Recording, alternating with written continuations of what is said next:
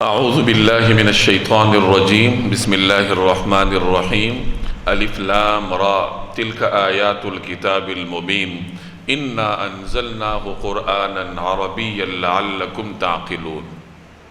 یہ سورہ یوسف کی ابتدائی آیات ہیں۔ سورہ یوسف مکی صورت ہے۔ گزشتہ صورتیں سورہ یونس اور سورہ ہود گزشتہ اسباق میں آپ پڑھ کر آئے ہیں۔ ان صورتوں کی ضمن میں آپ کے سامنے یہ باتیں بارہا آ چکی ہیں کہ سورہ یونس اور سورہ ہود مفسرین کے بیان کے مطابق جناب رسول اللہ صلی اللہ علیہ وسلم کی مکی زمانے کی حیات طیبہ کے آخری دور میں نازل ہوئیں، یعنی ہجرت سے کچھ عرصہ پہلے مکی زمانے کے اخیر میں اللہ تبارک و تعالی نے یہ صورتیں نازل کی۔ اور یہ وہ زمانہ تھا جب قریش مکہ کی جانب سے پوری قوت کے ساتھ دعوت اسلام کو روکنے کی کوششیں کی جا رہی تھیں۔ تو ان حالات میں اللہ نے سورہ یونس بھی نازل کی، سورہ ہود بھی نازل کی۔ ان صورتوں میں گزشتہ اقوام کے واقعات سنائے گئے، اور ان واقعات کو سنانے سے جہاں اور مقاصد پیش نظر تھے، وہاں کچھ بنیادی مقاصد یہ بھی تھے کہ مسلمانوں کو یہ تسلی دلانی تھی کہ یہ جو حالات ہیں یہ وقتی ہیں، اور جس طریقے سے حضرت ہود علیہ السلام، حضرت صالح علیہ السلام، حضرت شعیب علیہ السلام اور مختلف انبیاء علیہ السلام کے واقعات بیان کر کے یہ پیغام دیا گیا کہ جیسے ان انبیاء علیہ السلام اور ان کے متبعین کے راستے میں منکرین نے رکاوٹیں ڈالی لیکن وہ کامیاب نہ ہو سکے، اللہ نے انبیاء علیہ السلام کے سچے پیروکاروں کو ہی سرخرو کیا، اسی طرح اللہ تعالیٰ صحابہ کرام کو بھی سرخرو کرے گا۔ دوسری طرف قریش مکہ کے لیے یہ وعید تھی کہ جیسے گزشتہ زمانے میں انبیاء کے دعوت کے منکرین کا حال ہوا، اگر تم اپنے اس رویے سے باز نہ آئے تو تمہارا انجام بھی یہی ہوگا۔ سورہ یوسف کے بارے میں بعض مفسرین فرماتے ہیں کہ یہ بھی نبی کریم صلی اللہ علیہ وسلم کے مکی زمانے کے اخیر میں نازل ہوئی، اور اس میں بھی وہی مقصد پیش نظر تھا جو گزشتہ صورتوں میں پیش نظر رہا ہے، کہ یہاں بھی یہی پیغام دینا مقصود تھا کہ جیسے برادران یوسف نے کوشش کر لی لیکن ان کی کوشش کامیاب نہ ہو سکی، حضرت یوسف علیہ السلام کو اللہ تبارک و تعالی نے تمام مشکل مراحل سے نکالا، اور اس کے بعد ایک روشن مستقبل جو ہر حوالے سے روشن تھا، روحانی حوالے سے تو تھا ہی کہ وہ پیغمبر تھے، دنیاوی حوالے سے بھی تھا کہ اللہ تبارک و تعالی نے انہیں بادشاہت، حکومت عطا فرمائی تھی۔ تو جیسے حضرت یوسف علیہ السلام تنگی کے بعد سہولت کی جانب اللہ تعالیٰ ان کو لے کے گئے، آزمائشوں کے بعد اللہ نے ان پر آسانیوں کے دروازے کھولے، اسی طریقے سے صحابہ کرام کو تسلی دی جا رہی ہے۔ جناب رسول اللہ صلی اللہ علیہ وسلم کے لیے یہ تسلی ہے کہ یہ حالات وقتی ہیں، یہ گزر جائیں گے، اور اس کے بعد اہل حق ہی کو اللہ تبارک و تعالی اپنی سابقہ سنت کے مطابق سرخرو کرے گا۔ اس صورت کے کئی امتیازات ہیں، ان میں سے ایک امتیاز یہ ہے کہ یہ وہ صورت ہے جس میں اللہ تبارک و تعالی نے تاریخی اعتبار سے حضرت یوسف علیہ السلام کا واقعہ نقل فرمایا۔ قرآن کریم میں دو صورتیں ایسی ہیں جس میں کسی ایک پیغمبر کا واقعہ مذکور ہے، ایک سورہ یوسف ہے اور دوسری سورہ نوح ہے۔ سورہ نوح میں بھی حضرت نوح علیہ السلام کا واقعہ بیان ہوا ہے، لیکن حضرت نوح علیہ السلام کا واقعہ وہاں مختصراً بیان ہوا، اور قرآن کریم نے اور بھی متعدد مقامات پر سیدنا نوح علیہ السلام کے واقعے کو اللہ نے بیان کیا ہے۔ حضرت یوسف علیہ السلام کے واقعے کا یہ امتیاز ہے کہ قرآن کریم میں کہیں اور اس کو بیان نہیں کیا گیا، ایک ہی جگہ اس کو بیان کیا گیا ہے، اور وہ بھی تاریخی ترتیب سے۔ کسی پیغمبر کے واقعے کو اللہ نے تاریخی ترتیب سے بیان نہیں کیا، حضرت یوسف علیہ السلام کا واقعہ تاریخی ترتیب سے ہے۔ تاریخی ترتیب کا مطلب کہ بچپن سے لے کر آگے جوانی اور پھر نبوت، بادشاہت کے زمانے تک جو واقعات تھے حضرت یوسف علیہ السلام کی سیرت طیبہ کے، ان میں سے جن سے ہمیں سبق دینا مقصود تھا، اللہ تبارک و تعالی نے ایک ترتیب کے ساتھ اس صورت میں بیان فرمائے۔ دیگر مقامات پر انبیاء کے واقعات مذکور ہیں، لیکن جیسے میں نے عرض کیا ان میں تاریخی ترتیب ملحوظ نہیں ہے۔ جہاں اللہ نے کوئی سبق دینا ہو وہاں کسی پیغمبر کے سیرت طیبہ کا وہ جز نقل کر دیا جاتا ہے، بیان فرما دیا جاتا ہے، جس سے کوئی نہ کوئی سبق دینا مقصود ہوتا ہے۔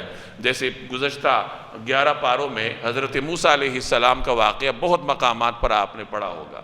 اب اس میں تاریخی ترتیب نہیں ہوتی، بلکہ مضمون کے اعتبار سے حضرت موسیٰ علیہ السلام کے حیات طیبہ کا کوئی جز اللہ تبارک و تعالی ہمارے سبق کے لیے بیان فرما دیتا ہے۔ یہی ترتیب پورے قرآن کریم نے مختلف انبیاء علیہ السلام کی سیرت کی ہے، لیکن حضرت یوسف علیہ السلام کی سیرت مبارکہ کو اس حوالے سے ایک امتیاز حاصل ہے کہ اللہ تبارک و تعالی نے ایک صورت میں اس کو تاریخی اعتبار سے بیان فرمایا۔ اس میں گویا کہ تاریخ نگاروں کے لیے بھی ایک سبق ہے کہ گزشتہ زمانے کے واقعات کو تاریخی اسلوب سے بھی بیان کیا جا سکتا ہے، اور اس میں انہی واقعات کو بیان کرنا چاہیے جس سے لوگوں کو کوئی نہ کوئی سبق ملے۔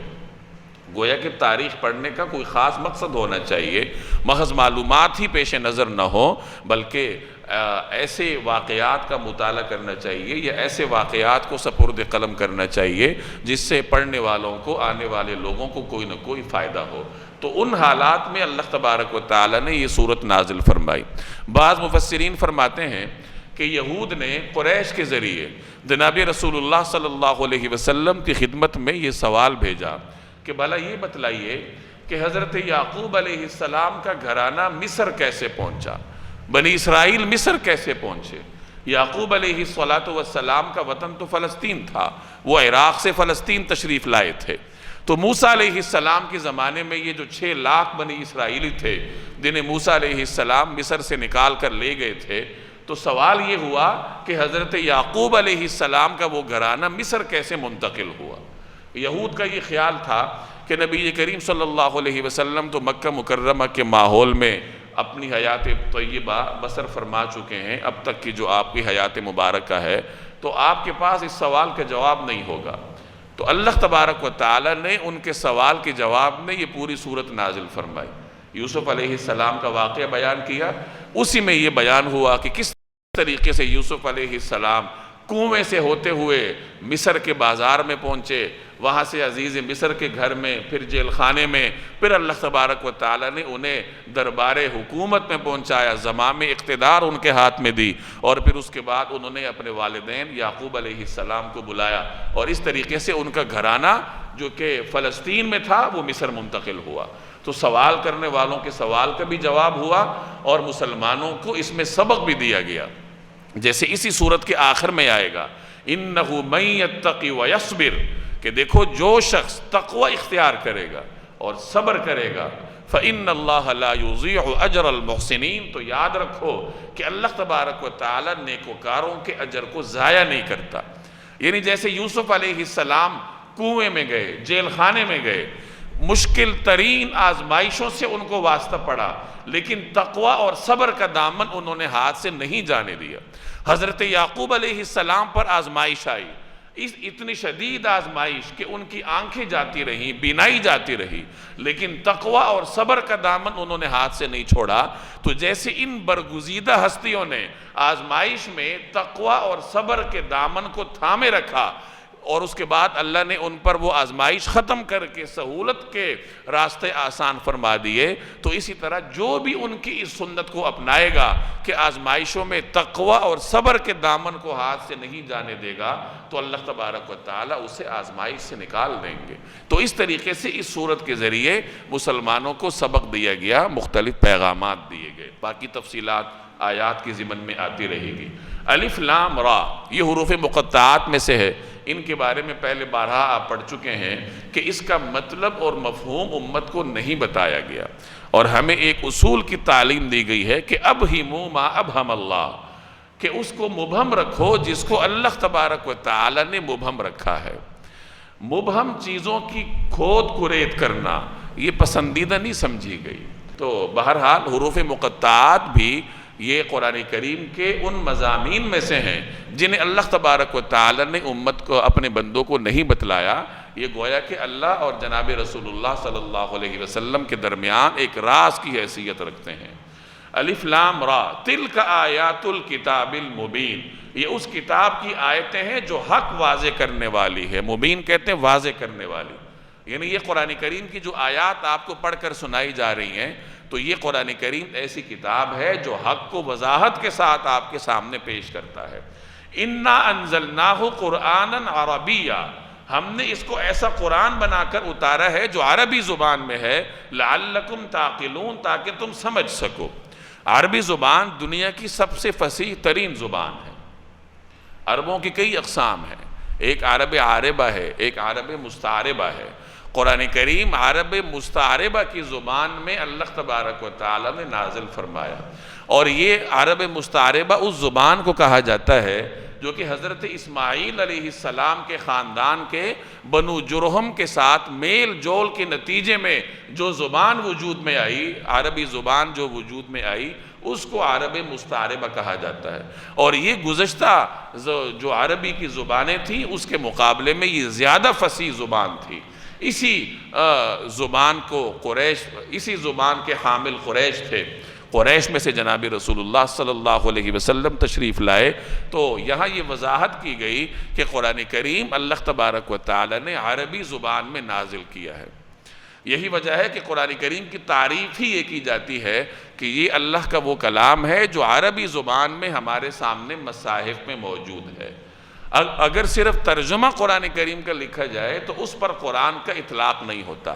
قرآن کا اطلاق ان مبارک کلمات پر ہوتا ہے جو کہ عربی زبان میں لکھے ہوئے ہیں، جو جناب رسول اللہ صلی اللہ علیہ وسلم سے لے کر آج تک تواتر کے ساتھ نقل ہوتے چلے آ رہے ہیں، جن پر امت کو اتفاق ہے اور جس میں شک کا رائی برابر گنجائش بھی نہیں ہے۔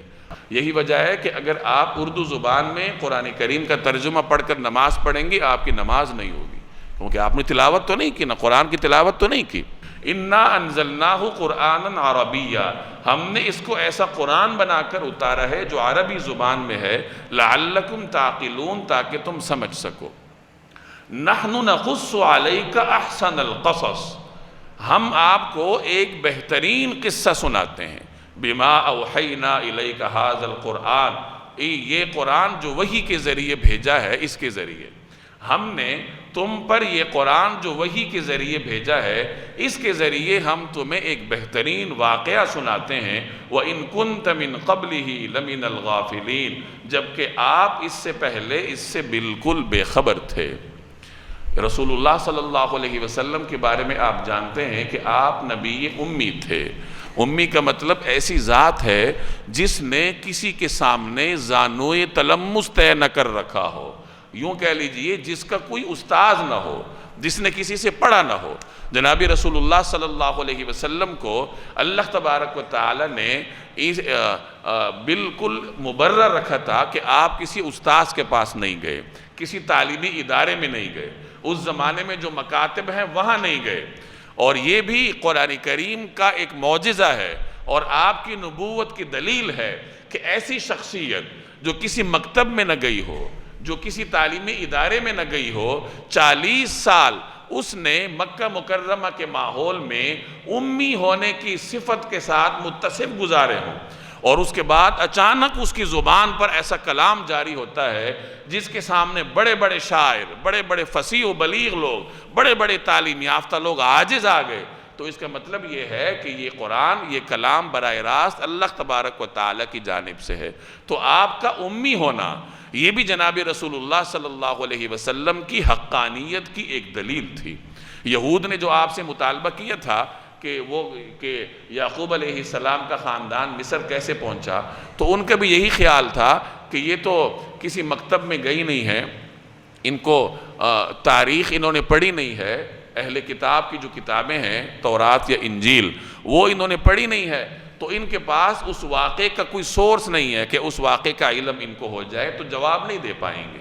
لیکن اللہ تبارک و تعالی نے وحی کے ذریعے جناب رسول اللہ صلی اللہ علیہ وسلم پر یہ سورت نازل کی، اور اس میں امتیاز یہ ہے کہ اس میں حضرت یوسف علیہ السلام کے واقعے کو حقیقی انداز سے بیان کیا گیا۔ اس سے پہلے یہود کی کتابوں میں یہ واقعہ مذکور تھا، لیکن تبدیلیوں کے ساتھ، ترامیم کے ساتھ، جس میں ایسی ایسی باتیں ہیں جو کہ انبیاء کی شان کے ہی خلاف ہیں، اور عام آدمی بھی پڑھ کر محسوس کر سکتا ہے کہ یہ بات تو نبی کی شان سے ہی کوئی مناسبت نہیں رکھتی، یہ تو سچی نہیں ہے۔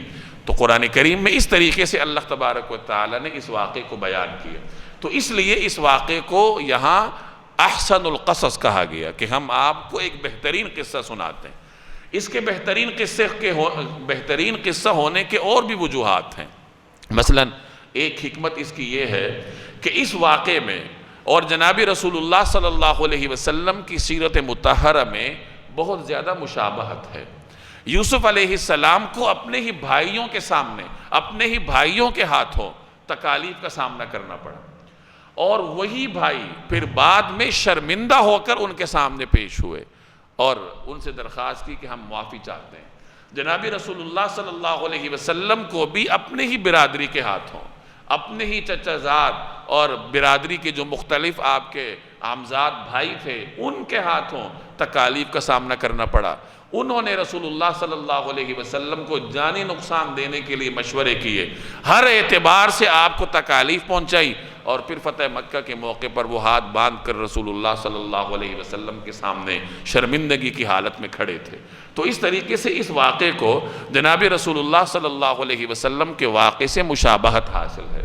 ایک مشابہت یہ بھی حاصل ہے کہ یوسف علیہ السلام کنویں میں گئے، پھر قید خانے میں گئے، اس کے بعد اللہ نے انہیں حکومت عطا فرمائی، تو مسلمانوں نے بھی ہجرت کی، مختلف صعوبتیں اٹھائیں۔ جناب رسول اللہ صلی اللہ علیہ وسلم کو حضرت ابوبکر صدیق کی معیت میں غار ثور میں رہنا پڑا، اور اس کے بعد دشوار گزار راستوں سے ہوتے ہوئے مدینہ طیبہ آپ ہجرت فرما گئے۔ لیکن ان آزمائشوں کے بعد اللہ تبارک و تعالی نے مسلمانوں کو اپنا ایک خطہ زمین عطا فرمایا، جہاں سے ان کی اپنی ایک ریاست کی بنیاد پڑی، جس میں اللہ جل جلالہ نے اسلام کے جو معاشرتی اور سیاسی احکامات تھے ان کے نفاذ کا اس کو سبب بنایا۔ تو جیسے یوسف علیہ السلام مختلف حالات سے گزرتے ہوئے پھر حکومت تک گئے، اسی طریقے سے جناب رسول اللہ صلی اللہ علیہ وسلم کو بھی اللہ تبارک و تعالی نے مختلف آزمائشوں سے گزار کر پھر مسلمانوں کی اولین ریاست کا جو بانی ہے وہ جناب رسول اللہ صلی اللہ علیہ وسلم کو اللہ تبارک و تعالی نے منصب عطا فرمایا۔ تو اس طرح یہ مختلف مشابہتیں ہیں حضرت یوسف علیہ السلام کے واقعے میں اور جناب رسول اللہ صلی اللہ علیہ وسلم کی سیرت میں، اسی لیے قرآن کریم میں یہاں اس قصے کو بہترین قصہ کہا گیا ہے۔ اور دوسری بات یہ فرمائی کہ اس قصے سے آپ قرآن کریم کے اس بیان سے پہلے بے خبر تھے۔ وہ جیسے میں نے عرض کیا کہ نبی کریم صلی اللہ علیہ وسلم امی ہونے کی صفت سے متصف تھے، لکھنے پڑھنے سے آپ واقف نہیں تھے، گزشتہ کتابوں کے مندرجات سے آپ واقف نہیں تھے۔ تو یوسف علیہ السلام کے واقعے سے واقف ہونے کا صرف اور صرف ایک ہی ذریعہ تھا، ایک ہی سبب تھا کہ اللہ تبارک و تعالی نے آپ کو بتایا، اور اس طریقے سے، اس مکمل طریقے سے اہل مکہ کو آپ نے یوسف علیہ السلام کا واقعہ سنایا کہ اہل کتاب بھی ان تفصیلات سے لا علم تھے۔ اذ قال یوسف لأبیہ یا ابت انی رأیت 11 کوکبا والشمس والقمر رأیتہم لی ساجدین۔ اذ قال یوسف، جب یوسف علیہ السلام نے کہا لأبیہ اپنے والد سے، یا ابتی ابا جان، انی رأیت میں نے دیکھا ہے، یعنی خواب میں 11 کوکبا ستارے، والشمس والقمر اور سورج اور چاند کو، رأیتہم میں نے ان سب کو دیکھا، لی ساجدین کہ یہ سب مجھے سجدہ کر رہے ہیں۔ یہاں سے اب یوسف علیہ السلام کے واقعے کا آغاز ہے۔ مفسرین فرماتے ہیں کہ حضرت یعقوب علیہ السلام 12 بیٹے تھے، ایک بیوی سے ان کے 6 بچے تھے، اور باقی 3 بیویوں سے 2 بچے تھے۔ حضرت یوسف علیہ السلام اور حضرت بنیامین یہ دونوں سگے بھائی تھے، اور یعنی حضرت یعقوب علیہ السلام کی ایک ہی اہلیہ محترمہ کے بطن سے تھے، اور یہ دونوں حضرت یعقوب علیہ السلام کے سب سے چھوٹے بیٹے تھے۔ حضرت یوسف علیہ السلام کو بھائیوں میں اللہ نے کئی امتیازات سے نوازا تھا۔ ایک تو اللہ نے انہیں حسن امتیازی عطا فرمایا تھا۔ ایک روایت میں آتا ہے، حدیث معراج میں نبی کریم صلی اللہ علیہ وسلم جب اپنے آسمانوں پر تشریف لے جانے کو بیان فرماتے ہیں تو اسی میں آپ نے بیان فرمایا، تو جب میں اس آسمان پر گیا جہاں یوسف علیہ السلام تھے اور میں نے ان سے ملاقات کی، تو میں نے یہ دیکھا کہ اللہ نے دنیا کے یعنی انسانیت کا نصف حسن انہیں دے رکھا ہے۔ یعنی اللہ نے انہیں حسن کا ایک بڑا وافر حصہ دے رکھا ہے۔ تو حضرت یوسف علیہ السلام کا حسن اس اعتبار سے مثالی تھا۔ جو بچہ حسین و جمیل ہوتا ہے، معصوم ہوتا ہے، عام طور پر وہی والدین کو زیادہ پیارا ہوتا ہے۔ اور پھر چونکہ یوسف علیہ السلام نے آگے جا کر پیغمبر بننا تھا، پیغمبروں کو اللہ تعالیٰ بچپن سے ہی ایسے اوصاف عطا فرماتے ہیں جو دوسرے بچوں سے ممتاز ہوتے ہیں۔ تو یوسف علیہ السلام کو بھی اللہ نے وہ امتیازات عطا فرمائے تھے جس کی وجہ سے وہ اپنے والدین کی توجہ کا مرکز تھے، اور ان کی توجہات کا مرکز ہونے کی وجہ سے باقی بھائیوں کو، جو سوتیلے بھائی تھے، ان کو حضرت یوسف علیہ السلام سے حسد پیدا ہو گیا تھا۔ تو یوسف علیہ السلام نے یہ خواب دیکھا۔ جب خواب دیکھا تو ان کی عمر کتنی تھی؟ علماء فرماتے ہیں کہ یہود کی روایات میں ان کی عمر 17 سال مذکور ہے کہ 17 سال تھی، لیکن ہماری اسلامی روایات میں ان کی عمر کچھ علماء نے 12 سال بتائی ہے، کچھ نے 7 سال، کچھ نے 6 سال۔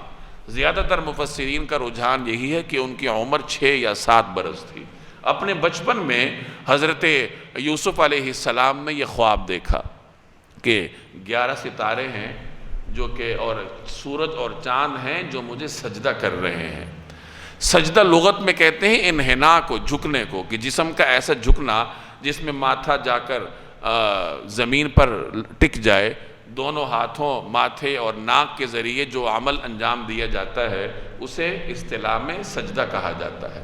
اب یہاں سورج، چاند اور ستاروں کے سجدے کا کیا مطلب ہے؟ کچھ حضرات فرماتے ہیں کہ اس سجدے کا یہ مطلب نہیں ہے جس طرح سجدے کا اصطلاحی مطلب ہوتا ہے کہ باقاعدہ پیشانی کے ذریعے سجدہ کرنا، کیونکہ وہ تو اجرام فلکی، سورج، چاند اور ستاروں سے ممکن ہی نہیں ہے۔ تو پھر سجدے سے کیا مراد ہے؟ تو وہ اس کا جواب دیتے ہیں کہ اس سے مراد انقیاد ہے۔ انقیاد کہتے ہیں تابعداری کو، اطاعت کو، کہ یوسف علیہ السلام نے خواب دیکھا ہوگا کہ سورج، چاند اور ستارے حد سے زیادہ ان کی تابعداری کر رہے ہیں، اور کچھ حضرات فرماتے ہیں کہ نہیں، اس سے سجدہ ہی مراد ہے، اور خواب کا جو ماحول ہوتا ہے وہ جاگتے کے ماحول سے مختلف ہوتا ہے۔ تو بہرحال اس سے مراد سجدہ اصطلاحی ہی ہے، اور چونکہ اس کی تفصیل قرآن کریم نے بیان نہیں کی تو ہمیں آگے تفصیلات میں جانے کی ضرورت بھی نہیں۔ تو سیدنا یوسف علیہ السلام یہ خواب دیکھتے ہیں۔ اب اس کے بعد انہوں نے طرز عمل کیا اختیار کیا کہ خواب دیکھنے کے بعد اپنے والد کی خدمت میں گئے، والد کی خدمت میں جا کر بیان کیا، اور بیان بھی انتہائی مؤدبانہ طریقے سے کیا۔ جیسے قرآن کریم یہاں تعبیر کر رہا ہے، انی رأیت 11 کوكبا والشمس والقمر، کہ میں نے دیکھا 11 ستاروں کو اور سورج اور چاند کو۔ کیا دیکھا؟ پھر تھوڑا وقفے کے بعد رأیتہم لی ساجدین، کہ میں نے دیکھا کہ وہ مجھے سجدہ کر رہے ہیں۔ یعنی یہ ایک مؤدبانہ انداز ہے۔ ایک انداز تو یہ ہے نا کہ آپ جا کر کسی کو بتائیں اور آغاز اپنی کامیابی سے کریں کہ میں نے 1000 نمبر لیے ہیں اتنے بچوں میں سے۔ ایک یہ کہ آپ جا کر اپنے بڑے کو مؤدبانہ طریقے سے بتائیں کہ اس طریقے سے اتنے لوگوں میں اللہ تعالیٰ نے مجھے یہ کامیابی عطا کی ہے۔ تو یہ ایک باوقار طریقہ ہوتا ہے اپنی کامیابی یا اپنی کوئی خوشی اپنے بزرگوں کے سامنے بیان کرنے کا۔ اور اس سے ایک سبق ہمیں یہ بھی ملتا ہے کہ آدمی کو جب کوئی کامیابی ملتی ہے تو بازار میں جا کر اعلان کرنے کی بجائے اپنے کسی ایسے بزرگ کو جس پر آپ کو اعتماد ہوتا ہے اس کے سامنے جا کر ادب کے ساتھ بیان کر دینا چاہیے۔ جیسے ہمارے ہاں رجحان ہے کہ ابھی کامیابی ملی نہیں ہے کہ بازار میں جا کر ڈھنڈورا پیٹنا شروع کر دیتے ہیں۔ بازار سے مراد واٹس ایپ اور فیس بک کا سٹیٹس ہے۔ حضرت یوسف علیہ السلام کا بچپن کا یہ طرز عمل ہمیں یہ سبق دیتا ہے کہ کامیابی کا اظہار کس طریقے سے باوقار انداز سے کرنا چاہیے، یا اگر اللہ تعالیٰ آپ کو کوئی خوشی دیتا ہے، کوئی متوقع خوشی دیتا ہے تو اس کا اظہار کا طریقہ کیا ہونا چاہیے۔ اب آگے حضرت یعقوب علیہ السلام کا انداز دیکھیں کہ انہوں نے کیا کہا۔ قالا، انہوں نے فرمایا، یعنی یعقوب علیہ السلام، یا بنیا، اے بیٹا، لا تقصص رؤیاک، اپنا یہ لا تقصص، مت بیان کرو، رؤیاک، اپنا یہ خواب، علی اخوتک، اپنے بھائیوں کو۔ بیٹا یہ خواب اپنے بھائیوں کو نہ بتانا، فیکیدوا لک کیدا، کید سے مراد سازش ہے، چال ہے، کہ وہ تمہارے لیے کوئی سازش تیار کریں۔ ان الشیطان للانسان عدو مبین، کیونکہ شیطان انسان کا کھلا دشمن ہے۔ آگے چلنے سے پہلے تھوڑی سی وضاحت خواب کی کر دیتا ہوں۔ خواب کا مطلب یہ ہوتا ہے کہ انسان کا، یوں کہہ لیجئے کہ نفس انسانی، انسان کے جسم کے سونے کے بعد انسان کے جسم کی تدبیر سے چونکہ وہ فارغ ہوتا ہے تو قوت متخیلہ پر مختلف قسم کی صورتیں نقش ہوتی ہیں، اور انہی کو انسان دیکھتا ہے نیند کی حالت میں، اسی کو ہم خواب سے تعبیر کرتے ہیں۔ خواب کی کئی قسمیں علماء نے بتائی ہیں۔ خواب کی ایک قسم تو یہ ہے کہ خواب دن بھر میں جو کچھ آپ دیکھتے ہیں، کبھی انسان کس حالت میں ہوتا ہے، کبھی کس حالت میں ہوتا ہے، تو خواب میں بھی وہی صورتیں متشکل ہو کر اس کے سامنے آ جاتی ہیں۔ اسی طرح خواب کی ایک قسم یہ ہے کہ اللہ کی جانب سے ہوتا ہے، سچا خواب ہوتا ہے۔ ایک خواب وہ ہوتا ہے جو شیطان کی جانب سے ہوتا ہے، جو ظاہر ہے کہ جھوٹا خواب ہوتا ہے۔ تو یہ خواب کے مختلف قسمیں ہیں۔ اگر خواب اچھا ہو تو اپنے کسی ایسے شخص کو جا کے سنانا چاہیے جو حبیب بھی ہو، لبیب بھی ہو۔ حبیب سے مراد کہ جس کا اور آپ کے درمیان محبت کا تعلق، اور لبیب سے مراد جو دانا بھی ہو، یعنی اس کے اندر دانائی بھی ہو اور اس کا اور آپ کے درمیان خیر خواہی اور محبت کا تعلق ہو، تو اس کے سامنے جا کر اپنا اچھا خواب بیان کرنا چاہیے۔ یہ خواب بڑی عجیب و غریب چیز ہے۔ علماء فرماتے ہیں کہ جب تک یہ سنایا نہ جائے اس وقت تک یہ خواب رہتا ہے، اور اگر سنا دیا جائے اور پھر تعبیر مل جائے پھر یہ واقعہ بن جاتا ہے، پھر جیسی تعبیر ہوتی ہے ویسے ہو جاتا ہے۔ ایسے واقعات بھی علماء نے لکھے ہیں کہ کسی نے اچھا خواب دیکھا تھا، اس کی تعبیر اچھی ہونی تھی، لیکن وہ کسی کمعقل معبر کے پاس گیا، اس نے اپنی حماقت کی وجہ سے اسے غلط تعبیر بتلائی، نتیجتاً اس کو نقصان اٹھانا پڑا۔ اس لیے یہ مشورہ دیا جاتا ہے کہ خواب ہر کسی کو نہیں سنانا چاہیے، بلکہ ایسے شخص کو سنانا چاہیے جو آپ کا خیر خواہ بھی ہو، اور صرف خیر خواہ نہیں بلکہ اس میں عقل بھی ہو۔ یہ نہ ہو کہ وہ جگت مار کر مذاق میں کوئی ایسی الٹی تعبیر آپ کو بتا دے کہ کل کو پھر انسان کو بھگتنا پڑے۔ تو ایسے شخص کے پاس جا کر اپنے خواب کا اظہار کرنا چاہیے۔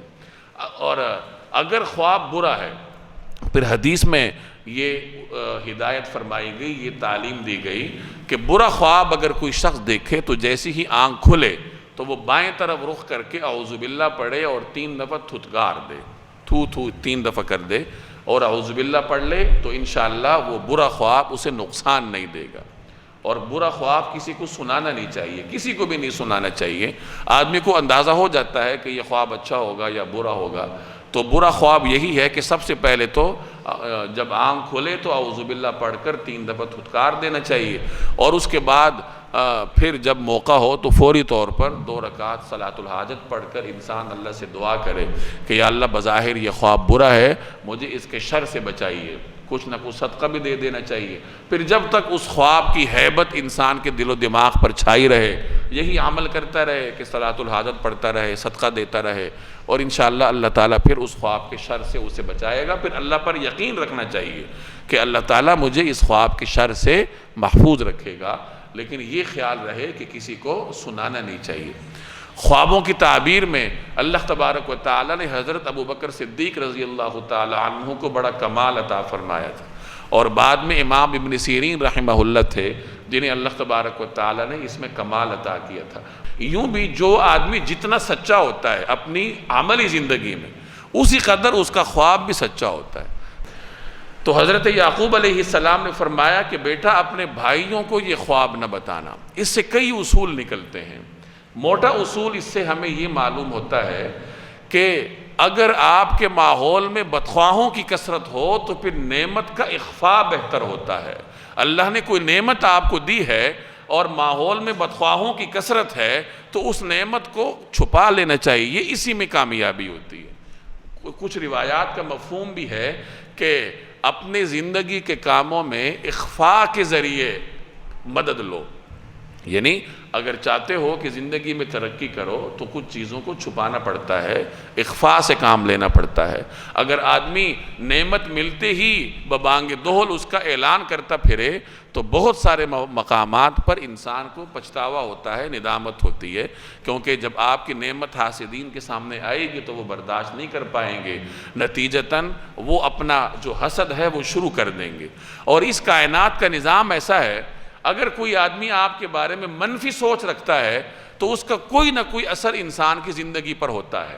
یہ الگ بات ہے کہ ایک آدمی اگر اللہ کے ساتھ تعلق مضبوط ہو، روحانیت اس کے اندر ہو، اچھے اثرات سے وہ اپنی زندگی کو مزین کرے تو پھر ان منفی اثرات سے شاید وہ محفوظ رہے، ورنہ عام طور پر یہی ہوتا ہے کہ کسی کے غلط سوچ سے، غلط عمل سے تو نقصان ہوتا ہی ہے۔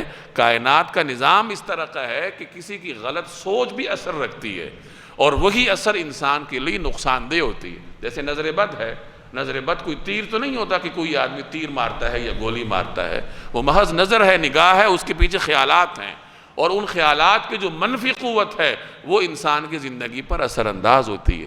جیسے حدیث میں آتا ہے العین حق، کہ نظر بد برحق ہے، یعنی یہ ایک حقیقت ہے جو کہ اس کائنات میں موجود ہے، اور اس سے بچنے کے لیے جناب رسول اللہ صلی اللہ علیہ وسلم نے مختلف معمولات اپنی امت کو تلقین فرمائے ہیں۔